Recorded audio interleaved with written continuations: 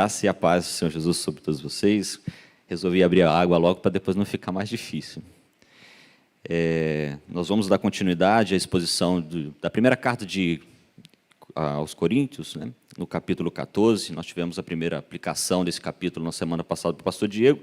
Nós vamos dar continuidade hoje à segunda parte. Logo depois também teremos uma terceira parte desse capítulo. Eu quero convidar você a abrir sua Bíblia. Então, na primeira carta aos Coríntios, nós leremos no capítulo 14, a partir do versículo 18. Amém? Diz assim a palavra do Senhor. Dou graças a Deus, porque falo em outras línguas mais do que todos vós. Contudo, prefiro falar na igreja 5 palavras com meu entendimento, para instruir os outros a falar 10.000 palavras em outra língua. Irmãos, não sejais meninos no juízo, na malícia sim, sede crianças. Quanto ao juízo, sede homens amadurecidos. Na lei está escrito: falarei a este povo por homens de outras línguas e por lábios de outros povos, e nem assim me ouvirão, diz o Senhor.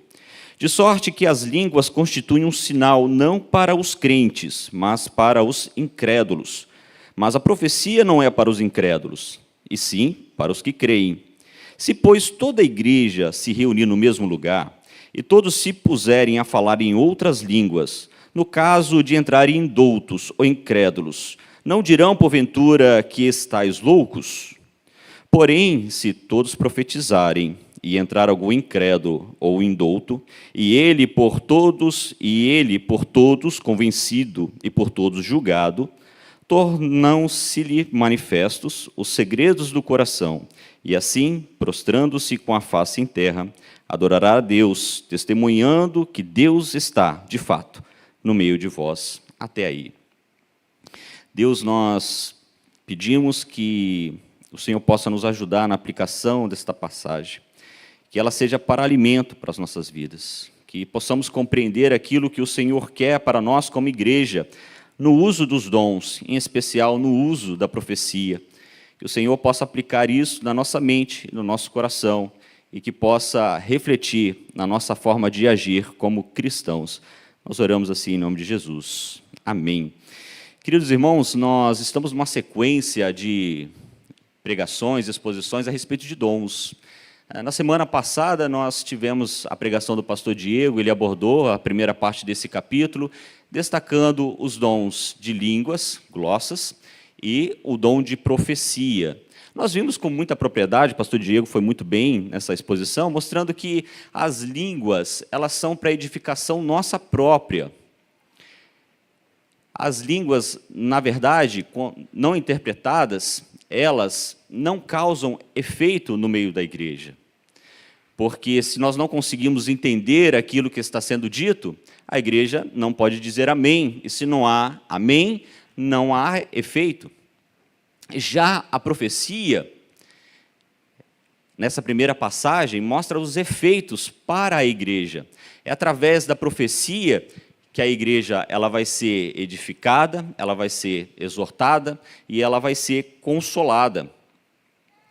Veja que, nesse sentido, a maturidade espiritual da igreja ela não está no uso e na manifestação dos dons miraculosos no nosso meio, mas a maturidade da igreja, da espiritualidade da igreja, é como ela administra a profecia e como a profecia ela age no nosso meio, porque é ela que vai, de fato, nos edificar.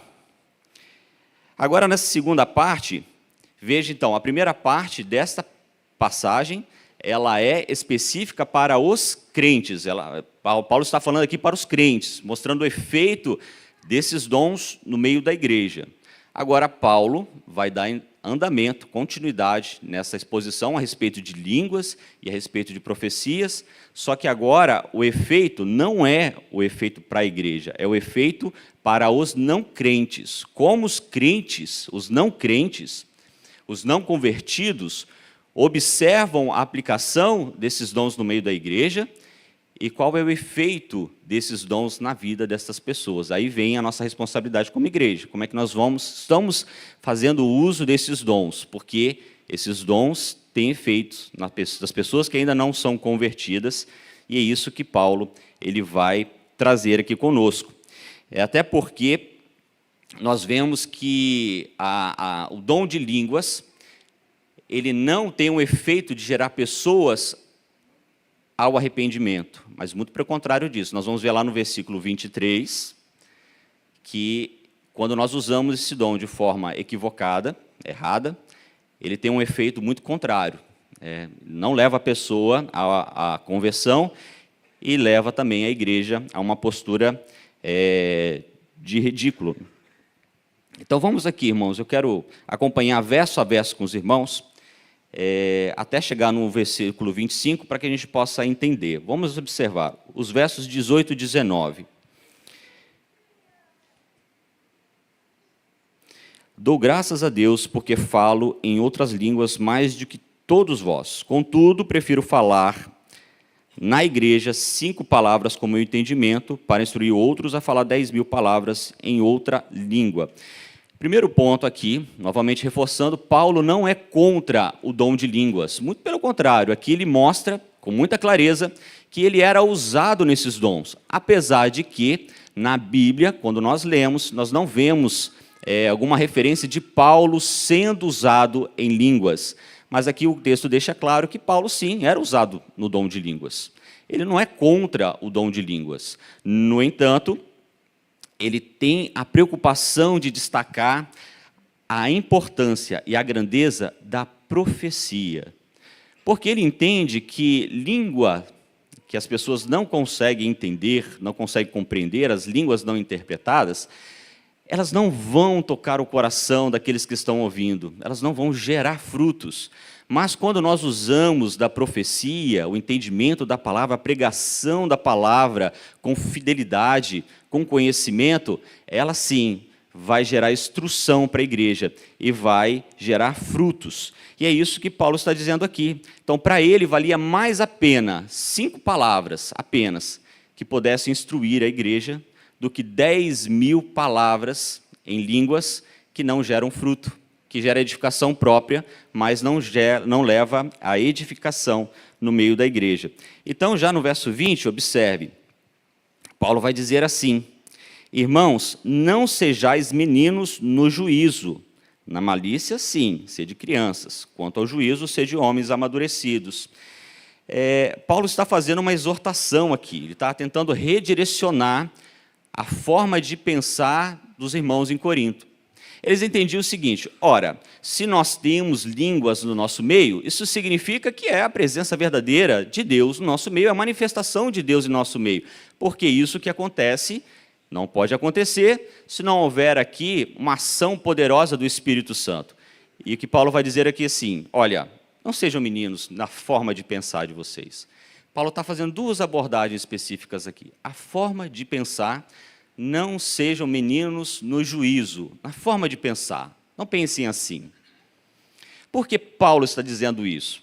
Primeiro, observe o seguinte: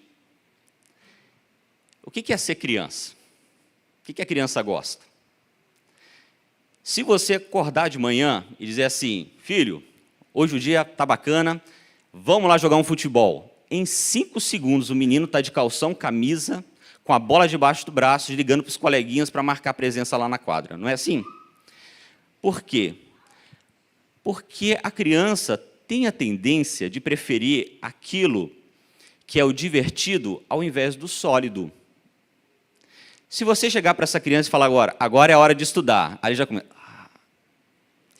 vou no banheiro, vou beber água, vou para lá, vou para cá, vou para cá, vou para lá. Por quê? Porque a tendência natural da criança é o divertido e não o sólido, é o brilhante e não o verdadeiro. E isso que Paulo está dizendo aqui. Ora, com relação aos dons, vocês não podem ser como crianças.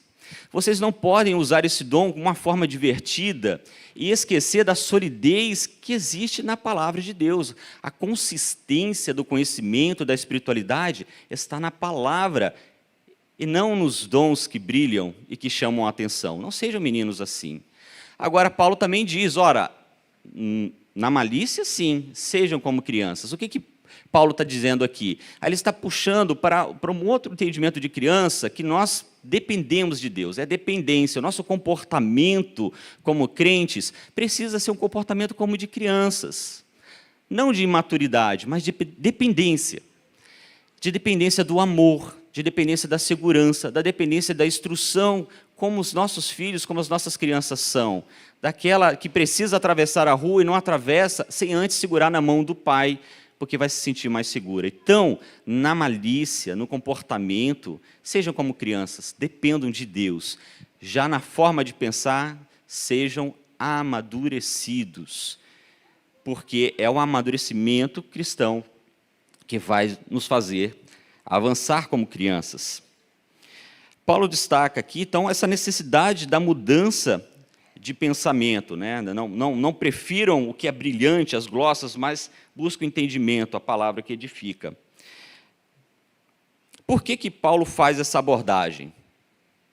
Paulo faz essa abordagem justamente porque ele está chamando aqui a atenção da igreja no sentido de que eles não estavam cumprindo com o que o próprio Cristo orientou lá em Mateus 28, quando ele diz, ide, portanto, fazer discípulos de todas as nações, batizando-os em nome do Pai, do Filho e do Espírito Santo. E os coríntios não estavam cumprindo com esse papel. Por quê?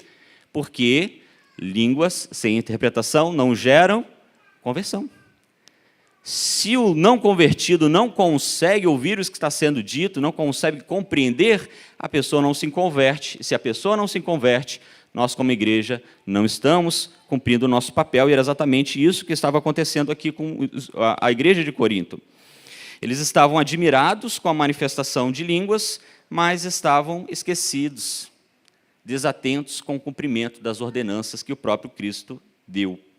Então, Paulo, o que ele vai fazer? Agora ele vai lá no Antigo Testamento, destacar que os coríntios não estavam cumprindo essa ordenação e o efeito das línguas não estavam gerando conversão. E ele vai fazer uma abordagem lá no Velho Testamento para mostrar alguns sinais que estavam sendo gerados no meio da igreja através da imaturidade dos coríntios. Então, observe aqui, vamos lá no verso 21.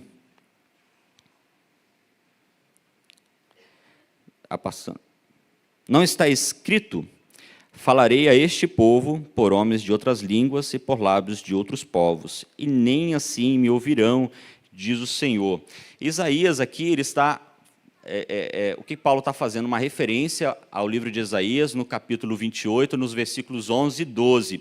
E ele está falando aqui a respeito dos invasores assírios que viriam sobre Israel pela desobediência. O profeta estava anunciando a respeito do juízo, a necessidade de arrependimento. Eles não ouviram, eles não queriam entender. O que aconteceu? Veio então um povo de língua estrangeira e submeteu o povo de Israel ao juízo. Nós estamos falando aqui dos assírios. Então, o que acontece? A língua estrangeira, Paulo destaca aqui, não gerou fé para o povo de Israel. Muito pelo contrário. O que gerou na vida de Israel foi juízo. Então, aqui foi um sinal de juízo na vida do povo de Israel. E agora Paulo vai fazer essa mesma analogia, agora trazendo para Coríntios e dizendo, ora, o que vocês estão fazendo não está gerando arrependimento às pessoas que estão ouvindo vocês. Muito pelo contrário, está gerando um sinal. E não é um sinal de bênção, é um sinal de juízo. E aí nós vamos entender isso agora no próximo verso, no verso 22. De sorte que línguas constituem um sinal, não para os crentes, mas para os incrédulos. Mas profecia não é para os incrédulos, e sim para os que creem. Então, observem aqui a palavra sinal. Para os judeus, a palavra sinal, ela servia para mostrar a atitude de Deus, uma atitude de aprovação ou uma atitude de desaprovação. Quando nós vemos aqui, na primeira parte, Paulo está usando essa primeira parte do versículo para mostrar que línguas eram um sinal para os não crentes. Mas quando nós lemos atentamente esses versículos e o contexto desse texto, nós vamos ver que esse sinal não era um sinal de aprovação, era um sinal de desaprovação. Não que Deus estava querendo estabelecer juízo sobre a vida dos não crentes, e o desejo dele é a condenação dos não crentes. Não é isso. O que ele está mostrando aqui é que quando os coríntios falavam em línguas, não havia interpretação, o não crente não conseguia entender o que estava sendo dito. Por não conseguir entender o que estava sendo dito, não havia a geração de arrependimento. Uma vez que não havia arrependimento, aquele povo estava sujeito à condenação. Então, o que Paulo está dizendo aqui? A forma que vocês estão usando os dons está fazendo com que o não crente não consiga compreender o que está sendo dito. E vocês estão levando essas pessoas a não se arrependerem. E não se arrependerem, estão sujeitas à condenação do próprio pecado. Irmãos, isso eu entendo que é muito sério, porque nós temos uma responsabilidade muito grande como igreja. Agora, trazendo aqui para a nossa aplicação. Em Coríntios, Paulo estabelece exatamente isso, mas é muito sério. Por que agora para nós, como igreja, nós temos que ter uma preocupação muito grande com relação aos dons? Não é que nós não acreditamos nos dons. Não é que nós não devemos fazer uso dos dons. Observe, dom de língua é dádiva de Deus, é dom espiritual e nós acreditamos nele. No entanto, nós devemos ter cuidado para com esse dom. É até muito interessante, porque não é a ideia de Paulo parar com os dons. Porque senão tudo que estava errado em Corinto, se Paulo mandasse parar, a igreja não poderia mais existir. A exemplo disso, a ceia. Paulo não fala. Os coríntios estavam procedendo com a ceia de forma errada, mas Paulo não diz, para de fazer ceia, não vão fazer mais ceia porque vocês fazem errado. É ajustar, é redirecionar, para que a gente possa mudar a nossa forma de pensar. Porque se nós, na igreja, não pregamos, se o não crente não consegue compreender o que nós estamos falando, essa pessoa está sujeita à condenação. Ezequiel 3, no versículo 18, se eu não me engano, diz o seguinte, que se nós sabemos que precisamos pregar para que a pessoa se arrependa dos seus maus caminhos, e nós, pela nossa vaidade, ou seja, pela negligência, ou seja, pela má forma de conduzir, essa pessoa não venha a se arrepender, sobre nós está estabelecido o juízo. O sangue da condenação dessas pessoas está sobre as nossas mãos. Então, é muito sério essa abordagem, esse sinal que Paulo está dizendo aqui. Esse sinal é um sinal de desaprovação. Por quê? Porque o não crente não se converte. Agora ele fala de um outro sinal, o sinal de aprovação. E ele diz, ora, se as línguas são um sinal de que é o sinal para não crentes, já a profecia é o sinal para aqueles que creem. Olha só que interessante. Por que ele está fazendo isso? Porque isso aqui é uma manifestação da aprovação de Deus. Quando nós pregamos a palavra de Deus com seriedade, com fidelidade, orientados e inspirados pelo Espírito Santo, o não crente se converte. O que nós vemos aqui nos versículos adiante, ele se converte. Quando ele se converte, qual a expressão que ele usa aqui? Verdadeiramente Deus está no meio de vocês. E essa expressão é o sinal claro e evidente da ação verdadeira do Espírito Santo, que converte o pecador, e do poder de Deus. Então esse é um sinal de aprovação. E Paulo tem essa preocupação de destacar esses dois sinais. E agora veja que nós vamos dar continuidade, né, no verso 4, mostrando o seguinte, ora, línguas e profecia têm efeito para a igreja, línguas e profecia também têm efeito para os não crentes. E quais são esses efeitos? Paulo vai começar a tratar aqui agora. No versículo 23, ele vai falar do efeito do dom de línguas para os não crentes. Apesar de nós estarmos tratando já, exemplificando bem isso daqui, Paulo reforça mais uma vez aqui no versículo 23. Observe. Se, pois, toda a igreja se reunir no mesmo lugar e todos se puserem a falar em outras línguas, No caso de entrarem indoutos ou incrédulos, não dirão porventura que estáis loucos? Então, observe, Paulo vai pegar aqui esse verso 23 e vai mostrar o seguinte: olha os efeitos catastróficos da má aplicação do dom de língua no meio de vocês. O primeiro efeito é o escárnio.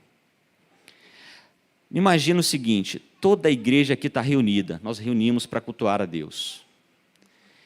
E, de repente, todo mundo começa a falar em línguas, não há interpretação, ninguém consegue entender absolutamente nada. Aquela pessoa vai entrar na igreja, vai observar aquele comportamento, ele é indouto, ele não conhece nada a respeito da palavra de Deus, ele é um visitante. O Espírito Santo trouxe ele aqui para ouvir a mensagem de Deus. E quando ele abre a porta, ele vê aquela situação, ele se depara com aquilo e fala assim: mas que loucura é essa aqui? O que está acontecendo neste lugar? Eu não consigo entender nada, não compreendo absolutamente nada. E isso gera uma imagem de escárnio para aquela igreja. Que a pessoa sai daqui e diz o seguinte: olha, eu entrei naquele lugar, só tem gente doida, só tem maluco naquele lugar.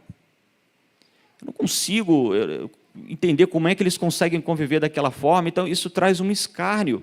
Irmãos, isso é muito sério. Por quê? Porque lá em 2 Coríntios 3,18, Paulo diz que nós precisamos refletir a glória de Cristo. Aí eu pergunto para vocês, quando a pessoa entra aqui e nos observa dessa forma, eles observam a glória de Cristo?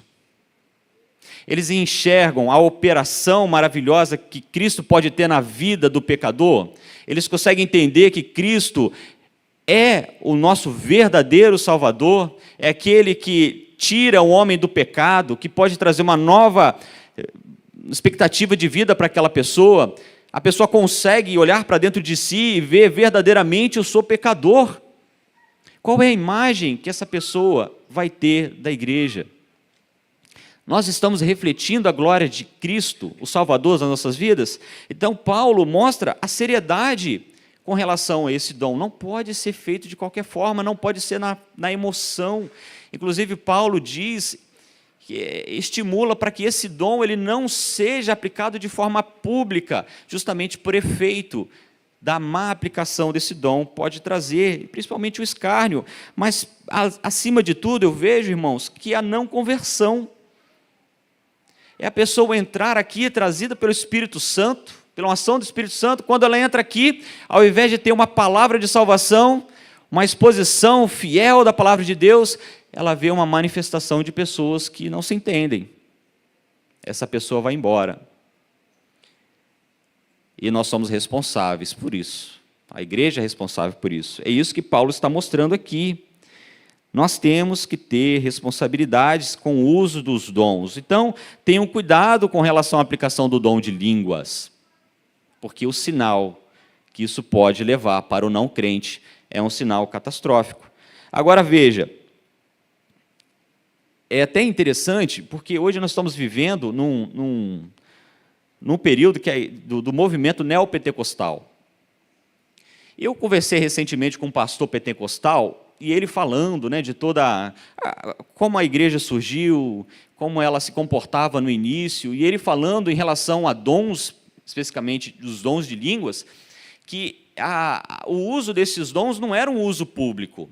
Eles marcavam reuniões específicas, e nessas reuniões específicas, somente a igreja se reunia, e nesse ambiente de intimidade da igreja, ali havia esses cultos e havia operação de línguas, porque eles tinham um cuidado muito grande de não serem mal interpretados.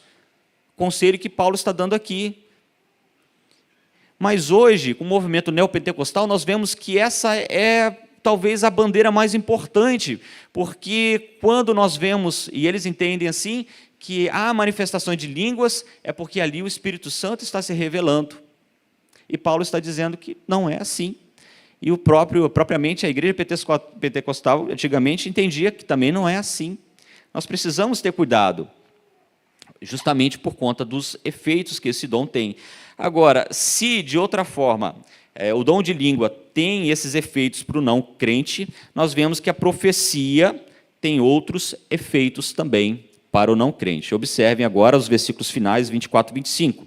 Porém, se todos profetizarem e entrar algum incrédulo ou indouto, e ele por todos convencido e por todos julgado, tornam-se-lhe manifestos os segredos do coração, e assim, prostrando-se com a face em terra, adorará a Deus, testemunhando que Deus está de fato no meio de vós. Então, observe o seguinte, Paulo agora está falando dos efeitos da profecia na vida do não crente. Mas, irmãos, eu não quero que vocês confundam aqui a aplicação profecia, nessa aplicação, com relação a eventos futuros revelados. Não que Deus não faça isso, pastor Diego abordou esse assunto, e nós vemos no Antigo e no Novo Testamento que Deus revela, através de profecia, eventos futuros. Mas o que Paulo está dizendo aqui é a respeito da palavra inspirada. A palavra inspirada é aquela que o Espírito Santo nos leva a dizer em momento oportuno e para uma pessoa específica ou para um público específico.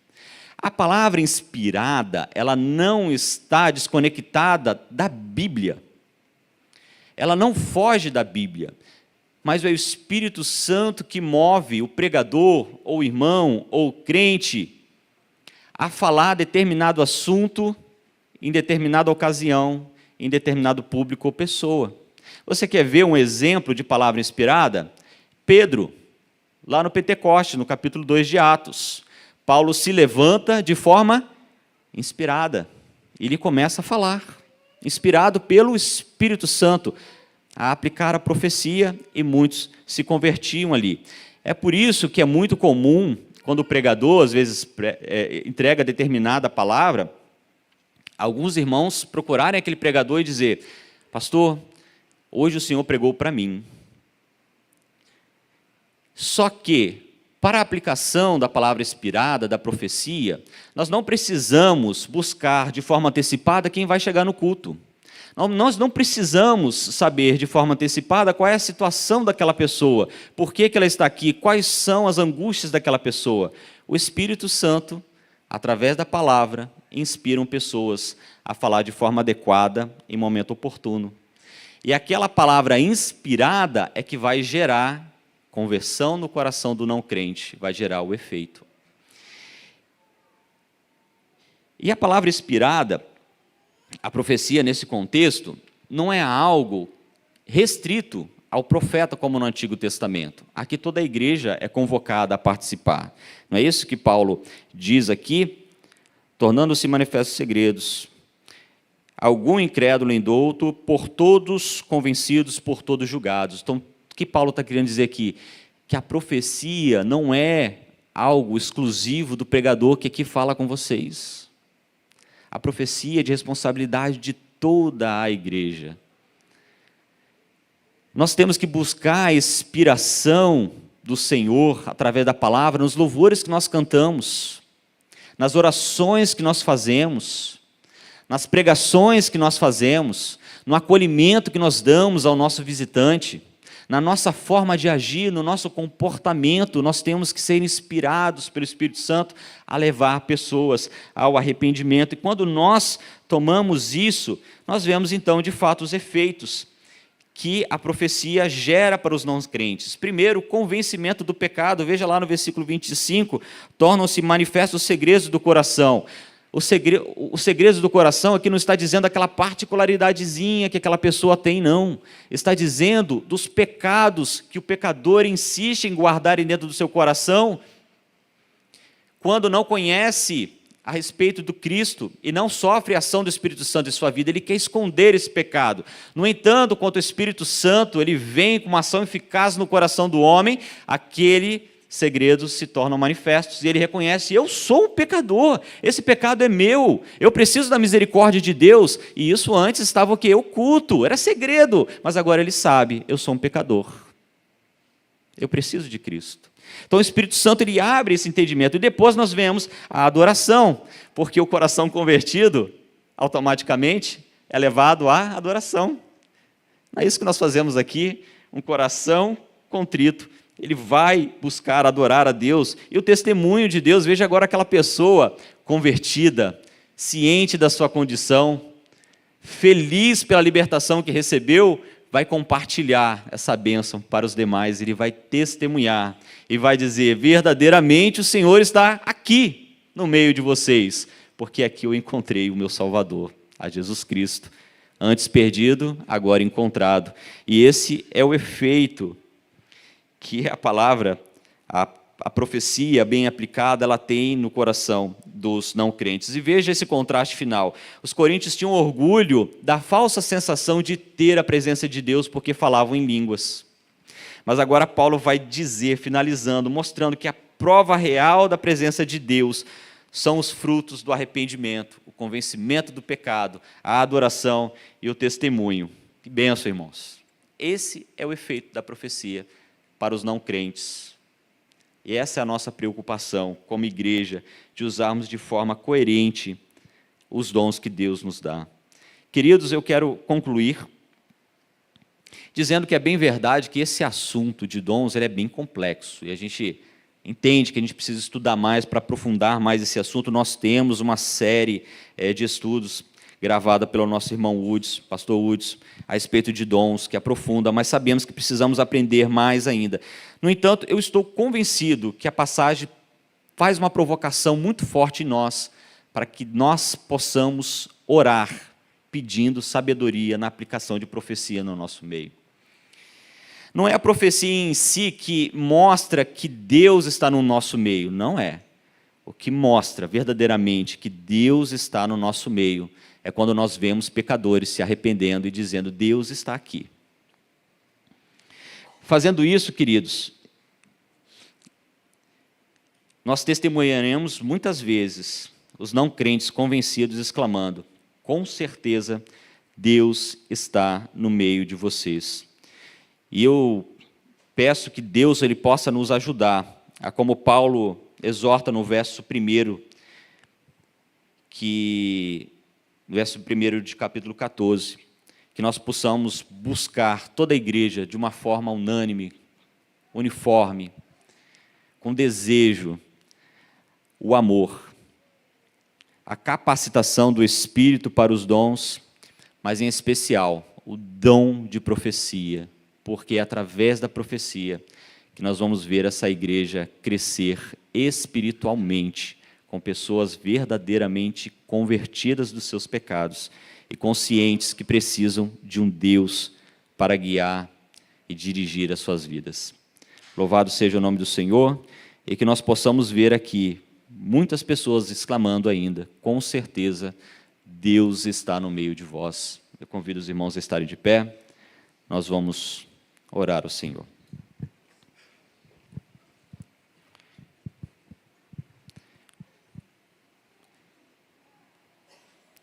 Deus amado, nós glorificamos o Teu santo nome pela Tua preciosa palavra que o Senhor tem dado a nós, que o Senhor tem nos dado a condição de termos acesso, para que possamos crescer, amadurecer, para que possamos ser experimentados, para que possamos ser amadurecidos. Nós suplicamos, ó Deus, que o Senhor possa mesmo nos capacitar a buscarmos com muito afinco o crescimento espiritual, o crescimento na Tua palavra, porque sabemos que através do conhecimento da palavra é que o Teu Espírito Santo vai nos inspirar a falar de forma correta, no momento certo, no momento oportuno, e vermos assim, ó Deus, pessoas sendo convertidas de seus pecados, porque esse, ó Deus, é o nosso propósito como igreja, de levar a Tua santa palavra a toda criatura, e vermos, ó Deus, o Teu nome sendo manifesto em todos os lugares e em todas as nações. Nos ajuda e nos capacita a fugirmos das nossas vaidades, a fugirmos dos nossos desejos carnais e a buscarmos a Tua palavra, em especial o dom de profetizar, para o benefício e a edificação da igreja. Nós oramos assim em nome de Jesus e dizemos ainda que a graça do Senhor Jesus e o amor de Deus e a comunhão do Espírito Santo seja sobre todos vós. A igreja diz amém.